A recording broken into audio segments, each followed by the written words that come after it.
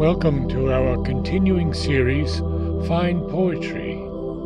Today, a poem of Lewis Carroll, The Walrus and the Carpenter.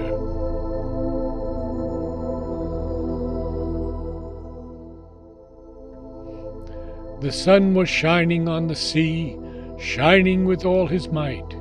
He did his very best to make the billows smooth and bright. And this was odd, because it was the middle of the night. The moon was shining sulkily, because she thought the sun had got no business to be there after the day was done. "It's very rude of him," she said, "to come and spoil the fun." The sea was wet as wet could be. The sands were dry as dry. You could not see a cloud because no cloud was in the sky. No birds were flying overhead. There were no birds to fly. The walrus and the carpenter were walking close at hand. They wept like anything to see such quantities of sand. "If this were only cleared away," they said, "it would be grand. If 7 maids with 7 mops swept it for half a year, do you suppose," the walrus said, "that they could get it clear?" "I doubt it," said the carpenter, and shed a bitter tear. "Oh, oysters, come and walk with us," the walrus did beseech. "A pleasant walk, a pleasant talk, along the briny beach. We cannot do with more than 4, to give a hand to each." The eldest oyster looked at him, but never a word he said. The eldest oyster winked his eye and shook his heavy head, meaning to say he did not choose to leave the oyster bed. But 4 young oysters hurried up, all eager for the treat. Their coats were brushed, their faces washed, their shoes were clean and neat.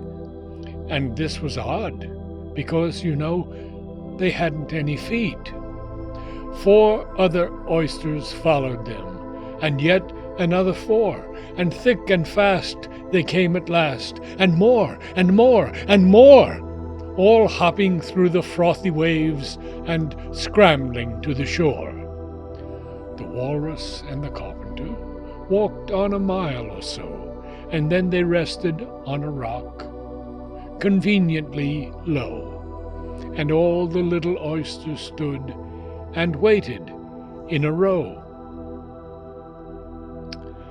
"The time has come," the walrus said, "to talk of many things, of shoes and ships and sealing wax and cabbages and kings, and why the sea is boiling hot, and whether pigs have wings."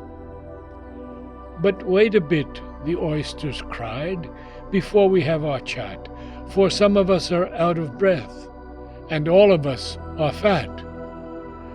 "No hurry," said the carpenter. They thanked him much for that.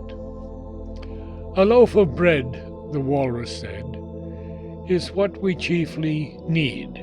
Pepper and vinegar besides are very good indeed. Now, if you're ready, oysters dear, we can begin to feed." "But not on us," the oysters cried, turning a little blue. "After such kindness, that would be a dismal thing to do." "The night is fine," the walrus said. "Do you admire the view? It was so kind of you to come, and you are very nice." The carpenter said nothing, but cut us another slice. "I wish you were not quite so deaf. I had to ask you twice. It seems a shame," the walrus said, "to play them such a trick. And we've brought them out so far, and made them trot so quick." The carpenter said nothing, but the butter's spread too thick. "I weep for you," the walrus said. "I deeply sympathize. With sobs and tears he sorted out those of the largest size, holding his pocket handkerchief before his streaming eyes. "O oysters," said the carpenter, "you've had a pleasant run. Shall we be trotting home again?" But answer came there none. And this was scarcely odd, because they'd eaten every one.